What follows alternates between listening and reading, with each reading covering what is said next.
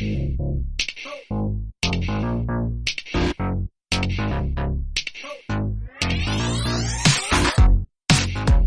let's go ahead. We'll talk about this upcoming season. We'll move on to that next. Higher, further, also faster. That's correct. That dropped November 7th, 2023. So let's talk about these cards. And I'm going to need your help because we're recording this 3 days after the season's dropped. And I've seen it once, and I still don't think I understand it. But here we go. Ms. Marvel, 4 cost, 5 power card. She has an ongoing power that adjacent locations where your cards have unique costs have +5 power. So can you break that down and explain that to me? Well, I think it's just if you have, let's go with 2 of my favorite recurring deck members, Luke Cage and Zabu. They're both 2 cost. If you have them on the same location, you're not going to get the bonus from Ms. Marvel because they're both 2 cost. Okay. So if you have Yondu, Zabu,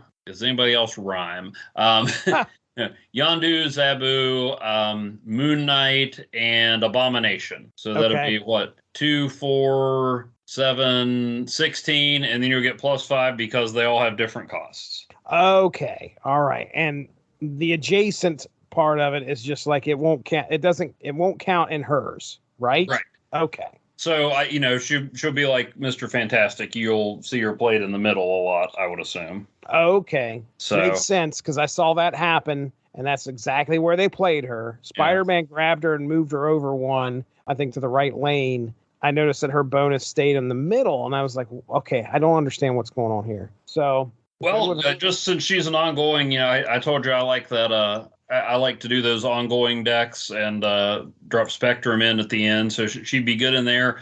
Also good, I was trying to mess around with a deck, and I was going to call it 8 is enough because it would never get above 8, so Shang-Chi couldn't do anything, and then they changed Shang-Chi so that he only triggers at 10.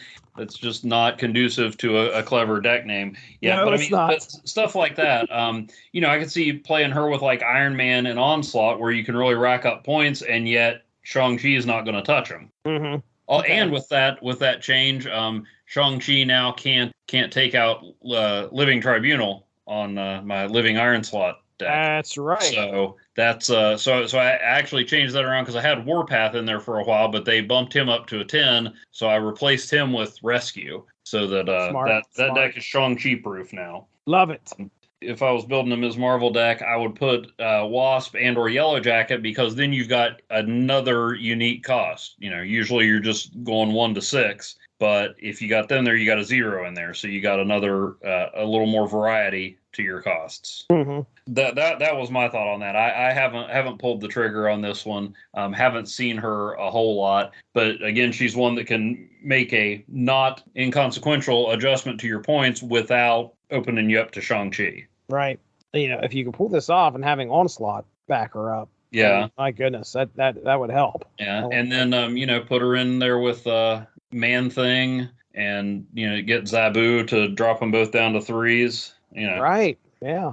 So yeah, she's pretty good. She can affect some things. All right. Yeah, she's kind of like Omega Red, but Omega Red, you have to worry about building up that location he's on. Mm-hmm. Now, he affects the other 2 locations regardless, so you don't have to worry about keeping him in the middle. Another variation on that. It's similar to other cards, but a new twist on it. So that's kind of a cool. Well, a lot of these, actually, almost all of these cards that we're looking at for this season are familiar, but new takes on it. So that's pretty cool to keep to see them still coming up with new powers, and it's not just repetitive, right? Rehashing old stuff, right? So that's pretty cool. Yeah, I'm all right with that. All right, next up, Gladiator, 3 cost, 7 power. On reveal, add a card from your opponent's deck to their side of the location that you played Gladiator at, and if that card has less power than Gladiator, so less than 7, then you destroy it. Saving my spotlight keys for this guy. This is going to be interesting. I assume that it grabs that card. You've got to think that it's not just going to be like, hey, here's the card, destroy it. That card's going to have its opportunity to do whatever on reveal thing it gets to do, which makes sense. My suggestions for this card, I mean, it's a 3 cost, so that's pretty low. Oh, yeah. It's really low. But yeah, if you can get Wong out there on turn 4 and lay out Gladiator in Wong, you're going to be drawing 2 cards from that person's deck. Now, it's pretty risky, but the chances of them being higher than 7 are going to be pretty low. So you could probably knock out 2 cards off of that person's deck. They may get on the board. They may be able to pull off their reveals. You bring out an armor, you might be in trouble. that might be some trouble.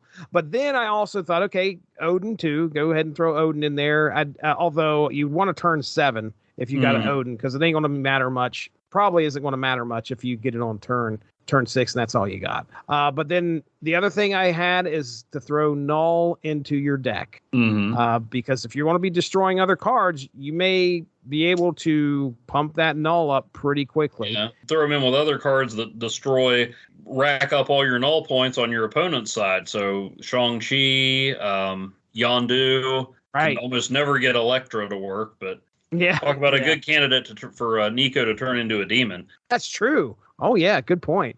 Very good point. Those will add to your total for Null. There's a lot of ways I could see using him. I mean, and plus, you're not only probably destroying a card, but you're also putting it somewhere you choose instead of your opponent. They've got Wong and Mystique all set up and ready to go, and you pull Gambit or Ironheart or somebody over into that lane. Now, they may destroy your card or get to do a boost, but they don't get to double or quadruple it. I'd love to have him in my Silver Surfer deck too. Yeah.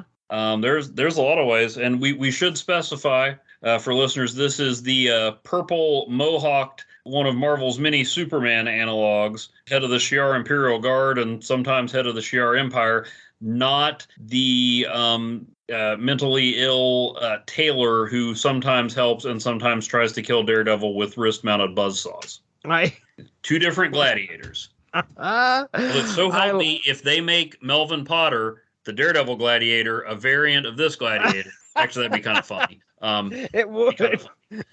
That Gladiator, they should give you the civilian identity, and his power is he just changes it into a variant. He gives a card a new costume. Oh, there you go. I like that. That's Second dinner, call me. Do it. All right, Annihilus, 5 cost, 7 power. On reveal, your cards with 0 or less power switch sides, and you destroy those that can't. I like this one. I guess the main thing you want to do is you want to be able to use Annihilus to take up space so we can kind of eliminate that 6th turn that's about to happen. You know that goblins are definitely -3, -8. But you got to get them to where they can't move in order to make Annihilus effective here. So I guess Cosmo? Ideally, your goblins aren't on your side, but I've had plenty of times where I've, played a goblin in an ill-advised spot and he hasn't had room to go across, in which case Annihilus is just going to clean him out. Or if you've made the mistake of playing a goblin on Camartage or Wong. I haven't done that in a while, but I did have a guy just do that today. He dropped Hobgoblin on me on Camartage, and I watched him go right back across. So I have gotten a goblin stuck on the wrong side of the location, and then basically he's a more expensive, more powerful Viper who will only throw out the people you want thrown out. It's true. Viper yoinked onto Sakaar, she might toss a good card over the other way. I got to look positively on anybody who can get the hood out of my territory. What are the abilities for rocks? What is it again? 1 cost 0 power or 0 cost 1 power? 1 cost 0 power. So clearing out debris. Yeah. And I mean, not only does he move them over, but if there's nowhere to go, they're just gone. So I can see this guy being useful. That's why I hope I get Gladiator early, because I'd like to have some Spotlight caches left over for Annihilus. The other... So I want both of these. I hope at least one of them's a 3,000. I haven't looked to see if they're Series 4 or 5, but I want both of those. Yeah, the other one that I had listed here was Mr. Negative. And then Sentry was a big one. I guess if you're in another thing where you're seeing just a ton of destroy decks, it might be worth putting Cosmo over there to keep your goblins in place, because if he destroys a bunch of negative cards, Null won't like that too much. No, that's what we're talking. If it's green goblin, hobgoblin, that's 11. Yeah. 10 minus for the void. 11. I mean, I don't know that that's a strategy to count on when you're building your deck, but if you're finding yourself, I mean, you play destroy decks all the time, and most of the time Null's at the end of it. So if you have to destroy a few of those, then that takes a little bite out of Null. It does. So I mean, I already am more excited about Annihilus here than I ever have been in the comics. Next up, this is a card that boggles my mind. I'm trying to think of strategies with this. I think you already came up with one good strategy for it, but I think you're overthinking it. All right. Okay. So Martyr, 1 cost, 4 power card. At the end of the game, she moves to a location that loses you the game if possible. So my strategy, or at least what I thought was like, okay, the only thing I could think of is like, this is all about getting Viper. Viper Martyr over to the other side, and then maybe destroy some other cards to leave some spots open somehow. I mean, then that way Martyr can move whenever it needs to. Yeah. I don't know. You're looking at this, it's a 1 cost, 4 power. That's really the only advantage of this card. There isn't another 1 cost, 4 power in the game. That's part of it, is just like you can have the cheap one for that many points, but there's a risk to it. I mean, I might put her in my deck that I call Booster's Gold, where I'm trying to fill up every slot, because if you're filling up every slot, yeah, she's not going to move anywhere. And if you've got her alongside of Khazar, Blue Marvel, then that gets her up to a 6, or she's one to throw in a deck with 0. Oh, yeah. Put her in with 0, or put her in when you're pretty sure you can fill up your deck so that it drops that risk down. But yeah, I mean, what I put down was, even though she's a 1 cost, 4 power, I don't know that she's worth it unless you're doing the Guardians of the Galaxy theme deck. Is that where she's from? Yeah, she's Marvel's daughter, Janice Vel's sister, thanks to some mucking around with time and reality or whatever. Okay. She wasn't there, but then she was. She was Quasar for a while. She had the Nega bands.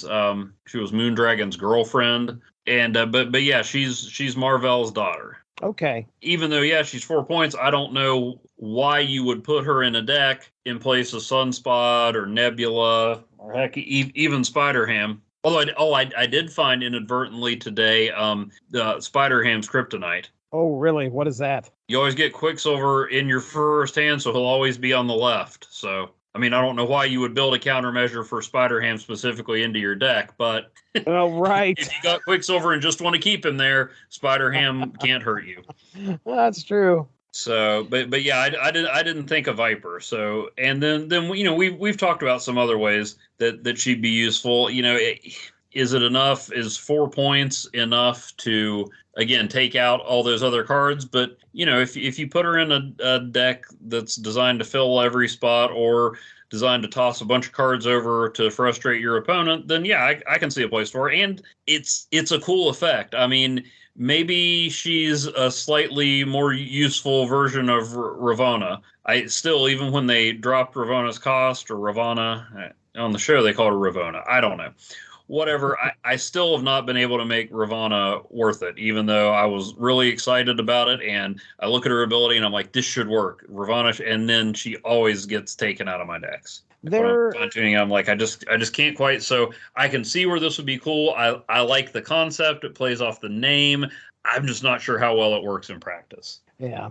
I have a feeling of those 2 weeks when these cards start, you're going to start seeing a lot of Viper show up. So just be ready. All right, let's get into our locations for next season. We're talking the Nord dimension. After you play a card here, add a Jin to your hand. The Jin is a 0 cost, 1 power card, and on reveal, the next turn you get +2 energy. So my only notes here were just look for Sunspot to be out. Collector's going to be out because you'll get that extra card. Mm-hmm. The Sunspot can eat up any extra energy if just by chance you can't use some of it. I put down here, it will be helpful, but will take up space. So you might want to Hulkbuster. So that will, that'll get a decent turn to the Jin to something pretty decent at least, and not take up as much space or it won't take up as much useless space, I guess I should say. But anyway, I mean, that was my thoughts on Zero might help with Ms. Marvel, keeping your costs mixed up, gives you a zero. True.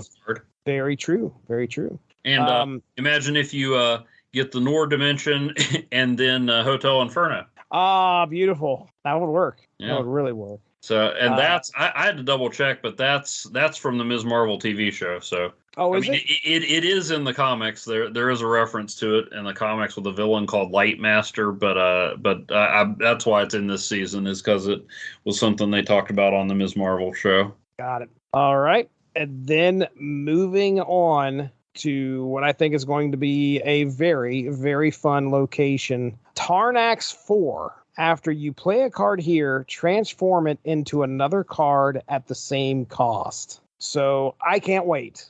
I cannot wait for this thing to drop, because I'm playing Legion is going to be in my deck. It's an absolute certainty that I want to turn every location into Tarnax 4 and then just watch everything go crazy. My question here was, you lay out a Mysterio, and Mysterio counts for Bishop. Right. So each one of those has to be considered a played card. Yeah, I would think so. So I'm thinking that it'll be one of the first. I don't play Mysterio at all. I don't know how often you do. Mainly just with Bishop. He's a card kind of like Murder. Cool concept, but I just never find him working useful, very much. Right? Yeah, I see him a lot though. He is frustrating at times. Yeah, I'm throwing Legion and Mysterio in my deck just to see if I can pull off something because that will immediately turn those cards into, I think they are, my goodness, I want to say they're 2-cost 4-power cards. So you will now have 3 2-cost cards for the price of a 2-cost, and they're going to turn into something that's probably going to be more useful than a 2-cost 0 illusion card or whatever it is. This is going to be a fun location. Do not go into that week with any type, or that week, those couple days with any type of strategy. And that I had to look that up. I'm sad that I didn't know it on my own. But Tarnax 4 was the Skrull homeworld. Oh, really? So that's why the cards are changing, I assume. Okay. And then there is a Tarnax in the Marvels, in the movie that came out this week. Oh, okay. Well, so yeah, it's a Skrull reference. I get it. Makes sense. All right. You got any thoughts on Tarnax 4? No, I mean, I have it. It could be cool. It could be frustrating. Could be both. Okay. So, I mean, I guess it's a little like maybe a more control. Well, not more controlled, but it's kind of like Lockjaw. So, you just don't want to play. You don't want to play a card on that you want to keep. Right. Also, unlike Lockjaw, you don't have a chance to get it back. That's true. Yeah, you want to be careful what you play on there. I wonder what will happen if you do have Lockjaw out there. Like, does it? I think the card would change and then go into your deck. So what? Okay, all right. So then, because when you play a card on Lockjaw, you get to do your on reveal. Right. So I don't know, or I know it's card then location. So. And that was the other question I had was, does the card change before your on reveal hits, or do you? No, your on reveals always go before the location power. All right. So then you wouldn't get, like, if it changes into something that has a cooler on reveal, that cooler on reveal is not going to manifest. Oh, I don't know. That's a good question. Yeah. It's after you play a card here and when you play the card, the on reveal, I'd almost think you had to, or you don't get the on reveal, but you could get a nice ongoing. I don't know. Ooh. We'll have to see how that. Yeah, it's going to be one of those locations that we're just going to be on pins and needles as to how it's going to work. Well, yeah. So I was sitting there thinking, like, okay, well, let's do Lockjaw out there. Throw out your card. If your on reveal ability gets used, then great. You can then what you'd want to do is probably get a deck full of like some great on reveals and some like crappy whatever. And then what's going to happen is your on reveal manifests, and then you've got a chance of drawing maybe a cooler card next turn that has a better ongoing or on reveal. What's crazy about that is like you could have Lockjaw out there, and you could have this like it'd be kind of like a Lockjaw / Agent 13 who's going to give you a random card but put it back into your deck, and you have the possibility of drawing it again.